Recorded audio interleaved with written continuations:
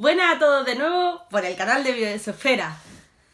Han pasado ya algunos meses sin tener noticias de mí por aquí, pero es que el verano es para descansar. Aunque bueno, mi verano concretamente descansar no es la palabra. Los que me seguís por las redes sociales sabéis que hasta prácticamente finales de julio estuve liada con las oposiciones, las cuales han ido muy bien, hablando de notas, pero que no me han servido para obtener la plaza este año. ¡Ay, qué pena, pobrecito!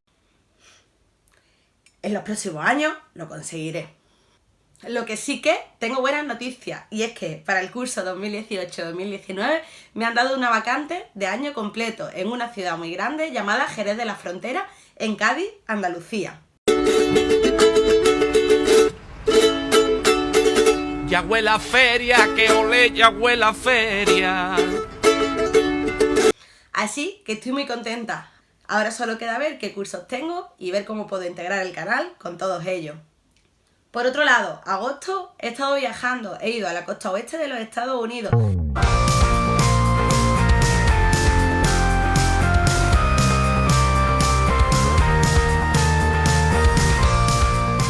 En la cual he aprovechado para grabar un vídeo que próximamente estará por el canal y que me hace mucha ilusión montar.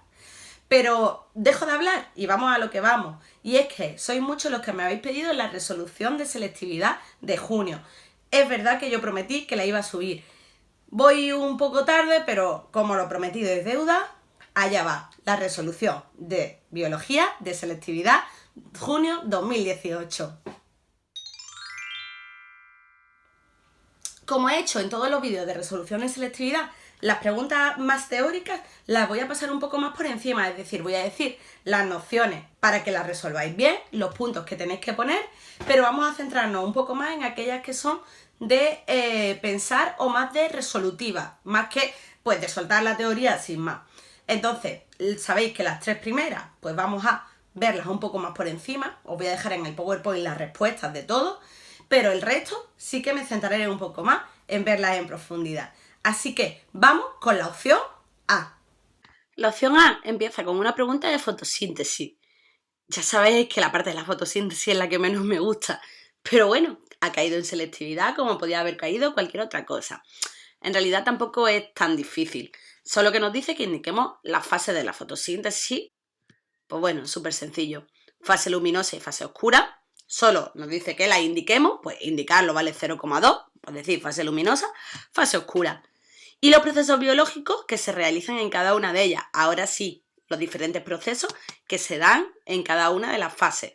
Pues bueno, un poco por encima, ya sabéis, no me voy a centrar demasiado, pues en la fase luminosa, donde la clorofila capta la energía del sol, se convierte en energía química, a través de la cadena de transporte de electrones van saltando los electrones de un nivel a otro y al final se acaba rompiendo la molécula de agua para liberar el oxígeno atmosférico, ¿vale? Pues un poco explicarlo por encima de esa parte. Daros cuenta de que esto ya sí que vale un punto, ¿vale? Así que tenéis que centraros. Igualmente, en la fase oscura, pues que es el conjunto de reacciones que se da en ausencia de luz, pero que se necesita ATP y NADPH procedente de la fase luminosa para dar todo el conjunto de reacciones que servirán para la fijación de una molécula inorgánica, como es el CO2, y la transformación a una molécula orgánica, como es la glucosa, pues a través de una serie de reacciones, como es el ciclo de Calvin. Y bueno, no te dice que te metas mucho en profundidad porque, como su nombre indica los procesos básicos que se realizan en cada una de ellas. Pues más o menos con un poco lo que se ve en esta imagen sería suficiente. Después sí que nos dice que describamos la fotofosforilación e indiquemos el lugar del orgánulo en el que se da. Pues bueno, vamos a empezar por el final. El orgánulo en el que se da es el cloroplasto, concretamente dentro del cloroplasto en la membrana tilacoidal, ¿vale? Que es donde está toda la cadena de transporte de electrones y donde se produce la fotofosforilación. Y bueno, nos dice después que describamos el proceso de fotofosforilación, ¿vale? Pues yo siempre os recomiendo que en este tipo de preguntas os centréis en una imagen, incluso si sois capaces de dibujarla de una forma muy simple, algo así como lo que os he puesto aquí, ¿vale? Con bolitas y representándolo, pues os ayudéis, pues porque le va a gustar a la persona que lo lee y a vosotros va a ser muy fácil describir todo este proceso, ¿vale? Porque tanto el proceso de respiración celular, si os lo preguntan, como el de fosforilación oxidativa, son procesos complejos, difíciles de entender y difíciles de explicar, incluso para mí. Entonces, si siempre lo apoyáis con un dibujo, es la mejor forma de poder explicar este proceso. No me voy a meter en profundidad en él, pues porque es complejo y además hay un vídeo explicándolo. Así que, bueno, simplemente que habléis de los fotosistemas, fotosistema 1, fotosistema 2, que habléis de la ATPasa y de ese proceso de transporte de electrones hasta que se da la formación del NADPH y la rotura de la molécula de agua. ¿Vale? Así un poco por encima, y que no se os olvide decir dónde se produce: membrana tilacoidal del cloroplasto. Vamos a la siguiente pregunta, que es una pregunta de definir, pura y dura. Algo que me ha sorprendido mucho de este examen del 2018 es que hay muchísimas preguntas de definición y una de ellas es esta. Esta básicamente es una pregunta de la parte de genética que nos dice que definamos gen, mutación, recombinación y segregación cromosómica. Os he puesto aquí las 4 definiciones, no voy a meterme en profundidad para que no sea un vídeo eterno, ¿vale? Aquí os las dejo y esto sería básicamente lo que tendríais que responder para tener vuestro 2 en la pregunta. Ya sabéis, cada una de las respuestas vale 0,5. Igual, todo lo que podáis siempre acompañar con un pequeño dibujo, pues genial, ¿vale? Os he dejado dibujos muy simples de cómo podríais explicarlo. Y sería la forma perfecta de dejar la pregunta niquelada. La tercera pregunta de la opción A, más de lo mismo, definiciones, pero esta concretamente de la parte de inmunología, del final del curso. Nos pide concretamente 5 definiciones, como es sistema inmunitario, anticuerpos o inmunoglobulina, inmunodeficiencia, enfermedad autoinmune y hipersensibilidad. Lo mismo, aquí os dejo la respuesta. Si tenéis alguna duda concreta, no dudéis en ponerlo por los comentarios. Ahora sí vamos a esas preguntas de razonamiento, que realmente son de aplicación de lo que hemos visto en teoría. Lo que pasa es que nos lo dice pues de una forma un poco más rebuscada para hacernos pensar un poco durante el examen. Esta concretamente nos dice que la polifenol oxidasa es una enzima capaz de oxidar los polifenoles en presencia de oxígeno, siendo el responsable del oscurecimiento de los frutos como la manzana o el aguacate o cualquier otra fruta de esas que cortamos y a los 10 minutos o menos incluso está negra y decimos, ya no me la quiero comer. No, no ha pasado nada, lo único que es que en presencia de oxígeno al abrirla y al partirla se ha oxidado. Como por ejemplo las manzanas estas que vemos aquí. Este pardeamiento se puede evitar. ¿Cómo se puede evitar? Reduciendo el acceso de la enzima al oxígeno, añadiendo compuestos ácidos o calentándolo en agua hirviendo. ¿Qué es lo que nos pide la pregunta? El por qué. ¿Por qué la enzima, la polifenol oxidasa, no funciona en estos momentos? Pues vamos a ir viendo los casos que pasan. El primero nos dice que si reducimos el acceso de la enzima al oxígeno, pues la enzima, como su nombre indica, es una oxidasa, polifenol oxidasa. ¿Qué significa? Que necesita el oxígeno para oxidar el sustrato. Si nosotros no le proporcionamos oxígeno, por ejemplo, la envasamos al vacío, de esta manera no tiene ningún acceso al oxígeno, pues evidentemente no tendrá el sustrato necesario para realizar la reacción química y por tanto no la oxidará, es decir, la enzima no estará actuando en ese momento y la manzana, la pera o el plátano se quedará intacta, pues porque la reacción de la polifenol oxidasa no se está dando. Después nos dice añadir compuestos ácidos o calentar en agua hirviendo. La meto en el mismo pack. ¿Por qué? Pues porque tanto subir la temperatura o cambiar el pH, es decir, si añadimos compuestos ácidos, estamos cambiando el pH de la fruta, provoca el mismo efecto en la enzima, la desnaturalización. ¿Qué es lo que pasa si la enzima, la polifenol oxidasa, se desnaturaliza? Pierde su estructura y por tanto el acceso al centro activo de la enzima. De esta forma, el sustrato no podrá ser convertido al producto y por tanto la fruta no se oxidará, debido a que la polifenol oxidasa está desnaturalizada.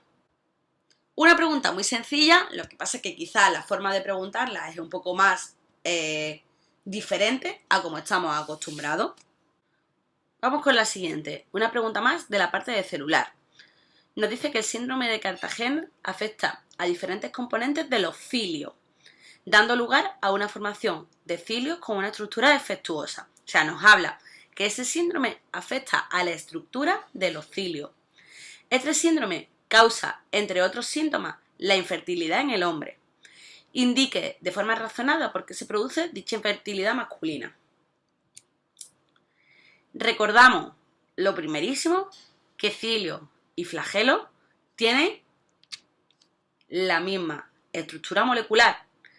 ¿Qué quiere decir? Pues que si los cilios están afectados porque esta enfermedad, el síndrome de Cartagena, afecta a los cilios, seguramente también ha afectado a los flagelos, porque ambos tienen la misma formación y la misma estructura. No sabemos realmente qué es el síndrome de Cartagena, ni lo tenemos que saber, porque en ningún momento en el temario nos lo explica. No sabemos si es un problema de defecto de los microtúbulos, no sabemos si es un defecto en la formación de los brazos de Nesina, no sabemos qué es, pero sí que sabemos que afecta a los cilios. ¿Y a qué nos lleva esta pregunta? Pues que tenemos que conocer que cilios y flagelos tienen la misma estructura. Por tanto, si afecta a los cilios, esta enfermedad concretamente, pues estaba un poco informándome sobre ella, y tiene muchos problemas respiratorios, puesto que los cilios del tracto respiratorio no funcionan. También provoca infertilidad masculina. ¿Por qué infertilidad? Pues porque los flagelos no se van a formar bien, van a tener defectos en la formación de la cola de los flagelos de los espermatozoides. ¿Qué quiere decir esto? Pues que será una de las causas de infertilidad masculina debido a que el espermatozoide, por defecto en la formación de la cola, pues no se moverá de forma correcta y será una causa de infertilidad. Otra de esas preguntas que, sin saber qué es el síndrome de Cartagena, solo relacionando un poco lo común entre cilios y flagelos, podremos sacarla por lógica. Y nos vamos a los últimos ejercicios, esos que van acompañados siempre de una imagen o esquema. En este caso, dice que la imagen adjunta muestra un esquema de una importante reacción bioquímica. Contesta las siguientes cuestiones. Indique los nombres de los reactivos 1 y 2 y del producto final de la reacción 3. Solo indicar los nombres, ¿vale? La imagen no era exactamente así, era muy parecida, solo que aquí sí que nos daba un dibujo tal que así sobre una cadena de ácidos grasos. Entonces era un poco más fácil de ver que solo el radical. Pero bueno, prácticamente era un dibujo similar, lo que pasa es que no lo he encontrado por internet el mismo. Entonces, pues, ¿cuáles son los diferentes dibujos? Pues tenemos, por un lado, en el número 1, 3 moléculas de ácido graso. La molécula 2, que es una glicerina. Y por tanto, la última molécula, que es un triacilglicérido. ¿Vale? Esto igual, la imagen del examen, pues nos daba algo tal que así.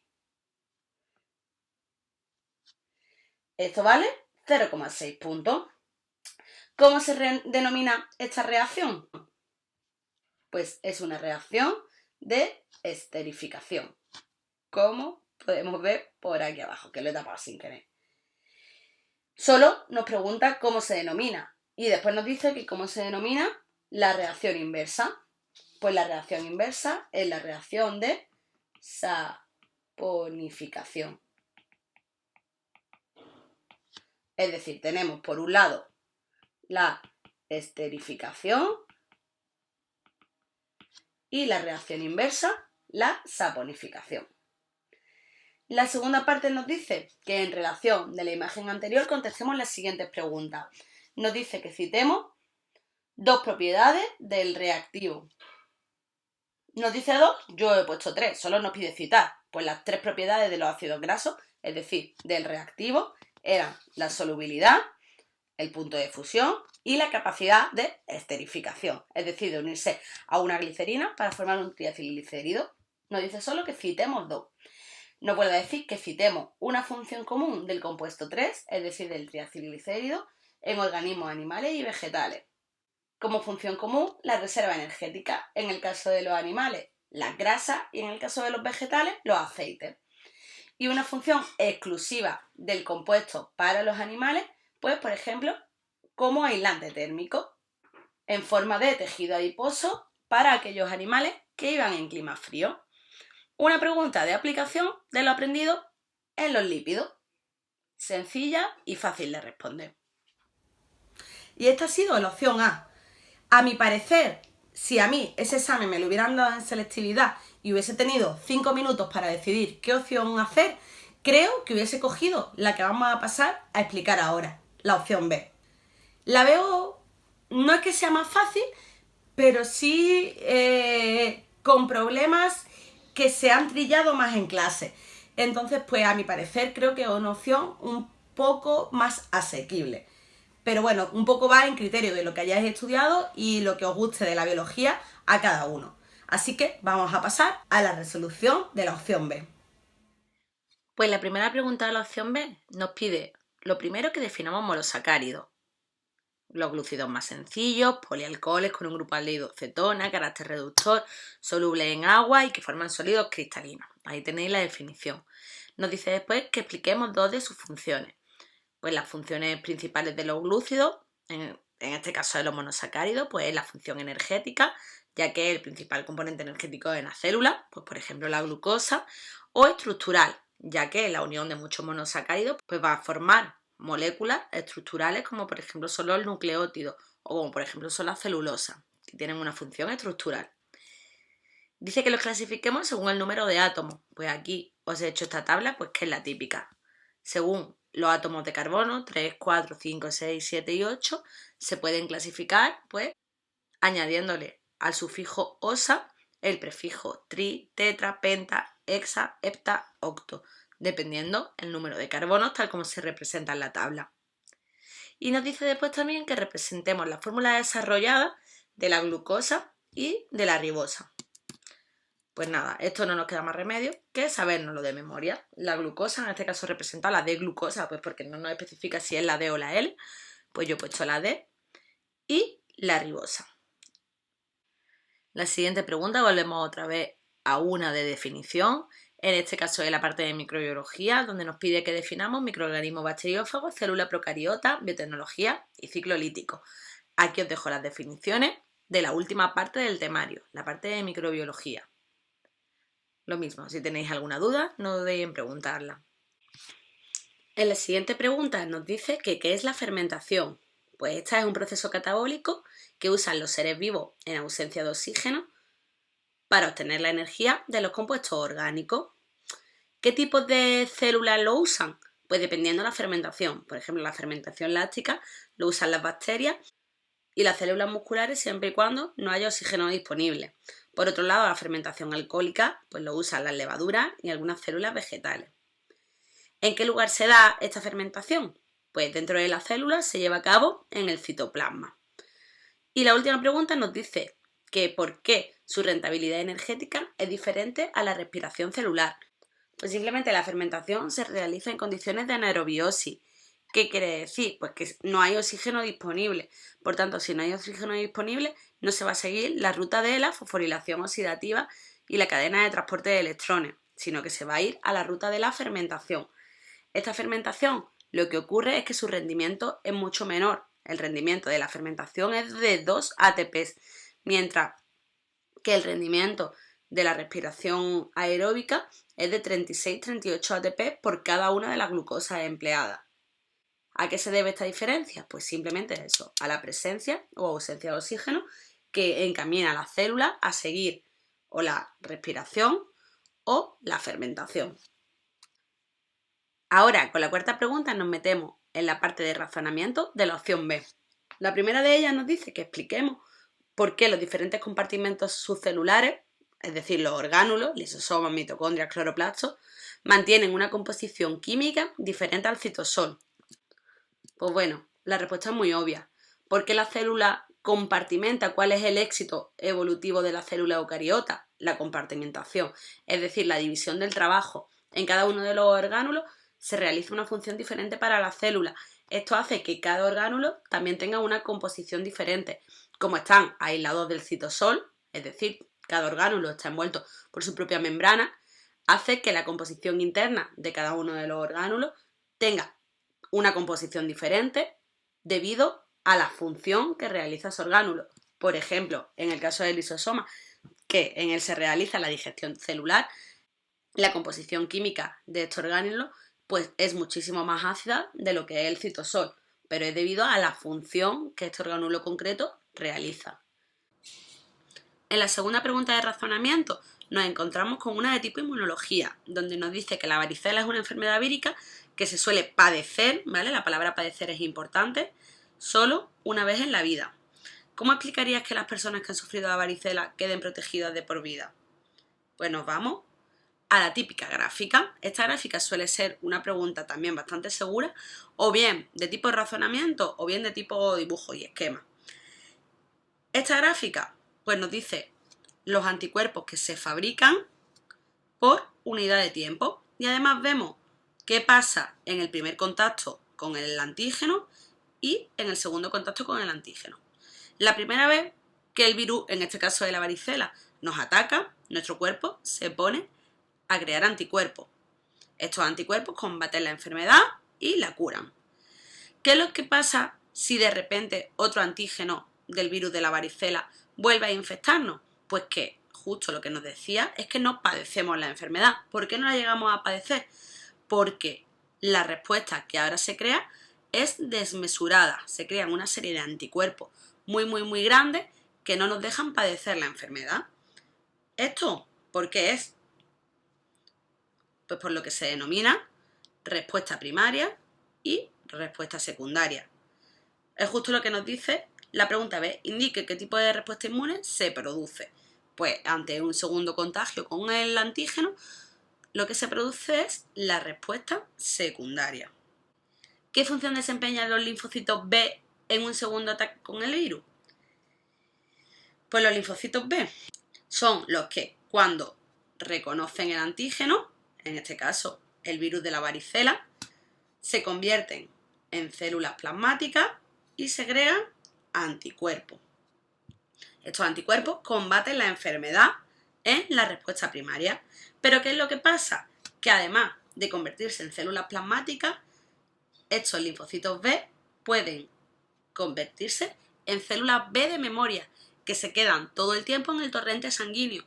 ¿Con qué miras? Pues con mira a que ante un segundo contacto con el antígeno, estas células B de memoria creen rápidamente anticuerpos, mucho más rápido, porque además podemos verlo aquí en la gráfica, mucho más rápido anticuerpos contra el antígeno en cuestión, en este caso el virus de la varicela. Por tanto, ¿qué función desempeñan los linfocitos B en un segundo ataque? Pues la formación de las células B de memoria. Pues vamos a seguir con las preguntas 6 y 7, que son las últimas de la opción B, y ahora son de tipo esquema o dibujo. En este caso nos encontramos con un problema de genética bastante sencillo, la verdad. En este caso tenemos unas vacas blancas y negras, pues que expresan en su descendencia dos fenotipos diferentes. En el primer caso, las vacas blancas y negras tienen una descendencia manchada y en el segundo caso tienen una descendencia de color gris. ¿Qué tipo de herencia representa cada una de ellas? Pues la primera, la A, representa una codominancia. Y la opción B, lo que se llama una herencia intermedia. Codominancia y herencia intermedia ocurre cuando hay dos alelos diferentes, pero que ninguno domina sobre el otro, es decir, que los dos se expresan con la misma intensidad. Por eso se dan unos fenotipos intermedios entre ambos progenitores. Es lo que nos dice la siguiente pregunta: ¿qué genotipo y qué fenotipo tendrá la descendencia del cruce de dos individuos con manchas negras? Pues vamos a verlo. Tenemos individuos blancos, vamos a poner a los individuos blancos como BB y a los individuos negros como NN. Por tanto, la descendencia nos encontramos con un 100% de individuos BN, blanco y negro. Por tanto, son de color blanco con manchas negras. En este caso, aunque no nos lo pregunte, pero bueno, sí que nos lo va a decir la pregunta de abajo. Es lo mismo, tendríamos una vaca blanca, una vaca negra y individuos 100% BN, pero que en este caso lo que expresan es una herencia intermedia, un fenotipo intermedio de color gris. nos dice que qué genotipo y fenotipo tendrá la descendencia de 2 individuos con manchas negras. Pues 2 individuos con manchas negras estaríamos cruzando 2 individuos así. ¿Cómo serán los genotipos y fenotipos de esta descendencia? Pues tendremos un 50% de los individuos con manchas negras y blancas, un 25% blancos y un 25% negros. Nos encontramos con una relación 1, 2, 1. La pregunta 7 nos dice que contestemos a las siguientes preguntas en relación con los esquemas de la pregunta anterior. ¿Qué diferencia hay entre las herencias representadas en la A y en la B? Esta era la B.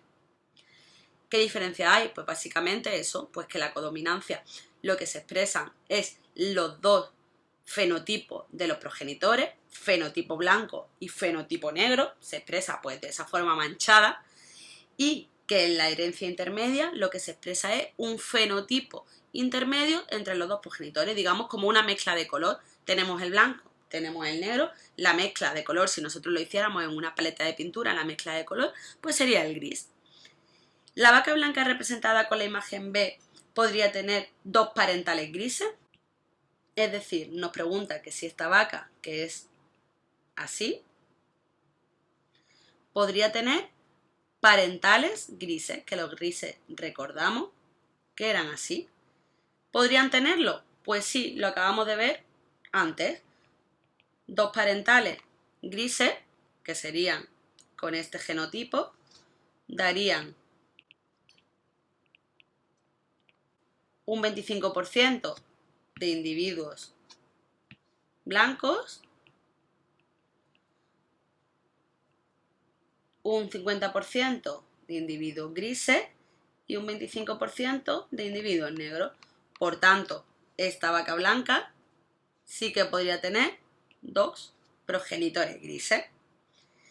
¿Y un parental gris y un parental negro? Pues un parental gris sería así y un parental negro sería así.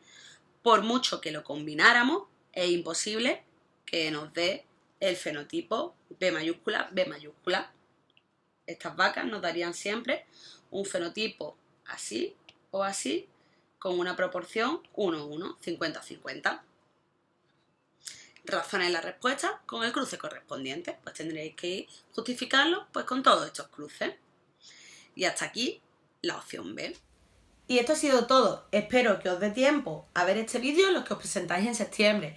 Que tengáis muchísima suerte, que aún en septiembre hay un montón de opciones a lo que podéis optar. Así que ir a por todas, ir a por la máxima nota, y espero que entréis en aquello que de verdad deseéis. A los que vais a empezar segundo de bachiller, muchísimo ánimo. Tenéis por delante un curso duro, pero un curso donde vais a aprender un montón de cosas y que os va a dar acceso a mundos muy diferentes. El grado superior, la universidad o el mundo laboral. Mucho ánimo a todos y a comeros el nuevo curso.